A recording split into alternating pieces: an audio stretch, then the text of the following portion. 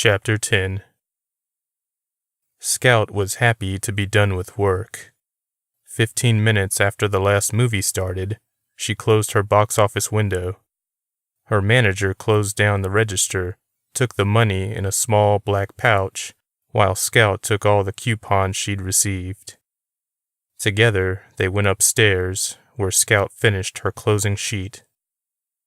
She'd been working at this theater for years and had worked nearly every position available: box office, concession, doorman, usher, and projectionist. She'd even dabbled in chief of staff before deciding it was too much responsibility. She'd been asked during chief training if she'd consider trying out for assistant manager, but she quickly refused the position.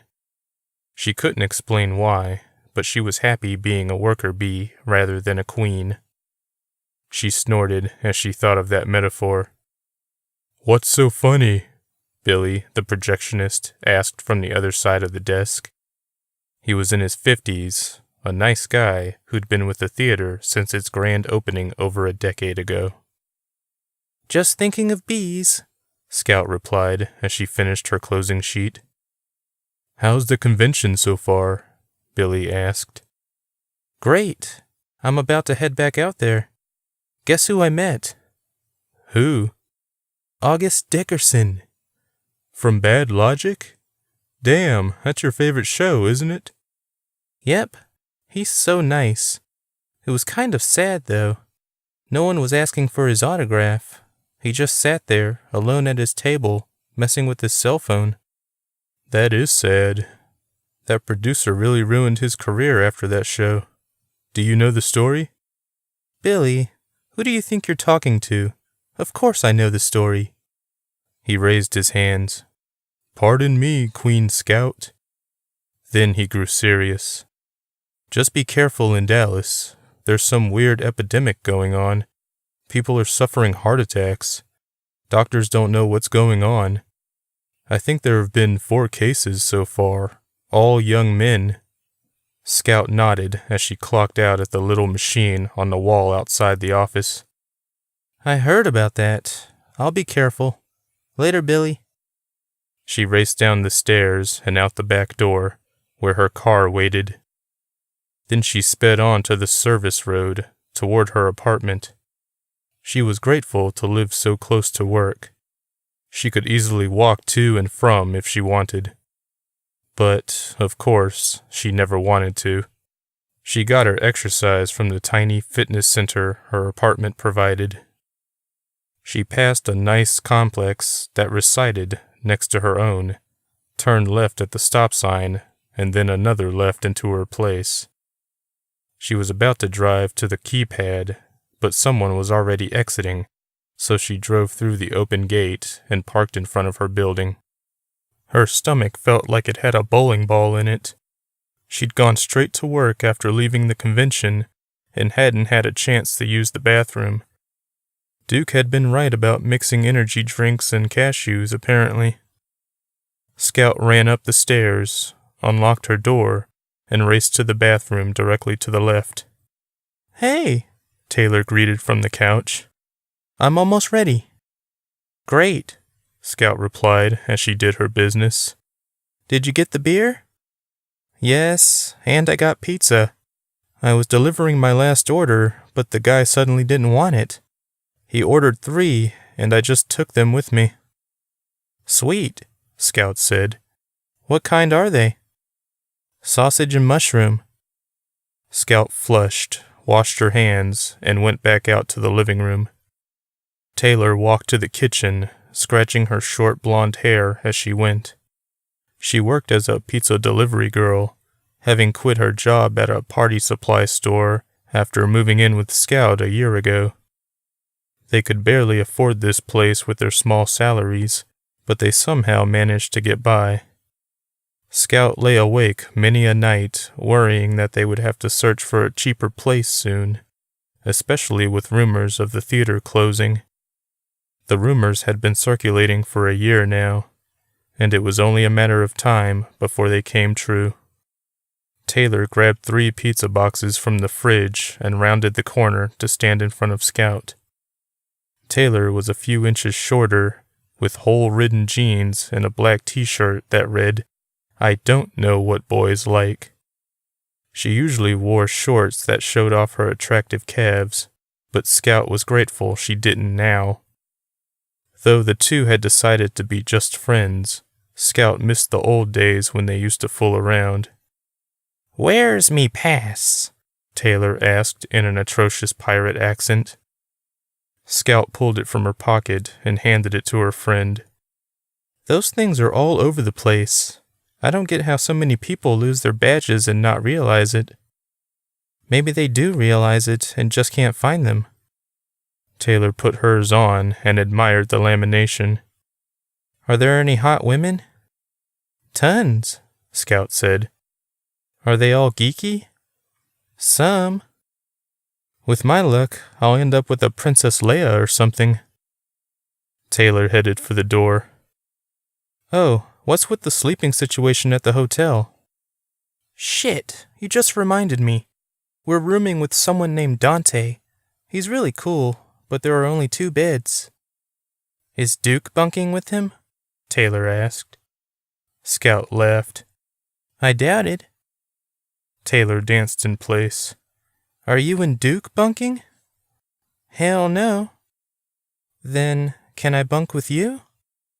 Scout's heart fluttered at the question. "If you want to." "I do.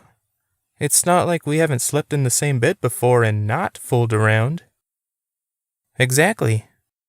Scout recalled a situation from last year when she'd attempted to help Taylor get over her temporary breakup with Gina by offering to sleep in the same bed with her. Scout had hated thinking of her friend sleeping alone after years of having someone next to her. Taylor had taken it the wrong way, however. She'd thought Scout was offering to sleep with her, and the two had stopped talking for a while. But that was in the past. So much had happened since then, and there was no point in dwelling in something that no longer mattered. Scout still got angry with Taylor from time to time, though, whenever she randomly thought of that. Taylor hadn't changed much since they first met half a decade ago. She was prone to temper tantrums and wildly shifting moods. Scout and Taylor had stopped being friends 4 times already, all because Scout did or said something that offended Taylor. Taylor wasn't good at discussing her problems with other people, and instead resolved to giving the silent treatment. She and Scout had gotten along pretty well in the last year, though. Nearly being murdered could change anyone's outlook on life. The girls left the apartment and got into Scout's car. It was nearly 11:30. Scout groaned, worrying everyone would be asleep when she returned to the hotel. She wasn't tired and wanted to hang out more. Duke had told her to bring beer, so he must have planned on staying up late. She didn't think she wanted to be friends with people who fell asleep before midnight on a Friday anyway. On the way to the freeway, she and Taylor caught a disturbing sight. A cow had wandered onto the road and had been hit by a truck. There were cops and flares surrounding the scene. Scout drove around them slowly to get a good look. "Poor thing," Taylor said quietly from the passenger seat. She looked back at Scout, who'd nearly stopped the car. "You all right?" "Yeah," she replied. "I don't know. I just got a weird feeling." "About what?" Taylor asked. Scout shook her head. "I don't even know." She suddenly remembered the masked, hooded figure at the convention. She thought of telling Taylor, but she feared worrying her friend over what was possibly nothing. She sped up and drove away from the accident, trying like hell not to look back. One of the things Dante hated about sharing a hotel room with someone was sharing a bathroom. Duke had gone straight to their bathroom after his security shift was over and had been in there for half an hour. Dante couldn't guess at what he was doing in there, so he left the room and headed downstairs to use the community bathroom. Things were winding down on the show floor, but there were still a few costumed stragglers around.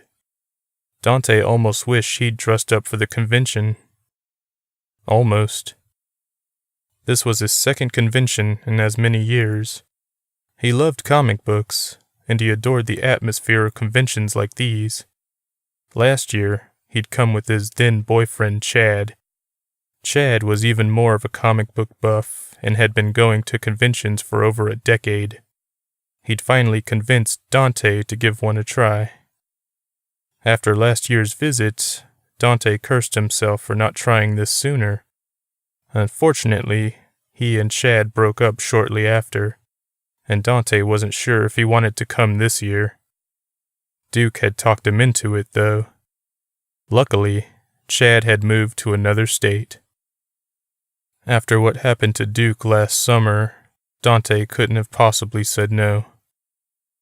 Dante still couldn't believe his friend had almost been murdered by his best friend Jaren. What was this world coming to? He walked down the windowed ramp and found the bathroom on the left. As soon as he walked in, however, he saw a strange sight. A pair of legs stuck out from one of the middle stalls. Are you okay? He asked. The man didn't reply. Dante thought he recognized him. He was wearing a black leotard with white bones painted on. Then he remembered the skinny boy he'd taken a picture with earlier that day. Cody? Are you drunk or something? He asked the boy, walking closer. Cody didn't reply.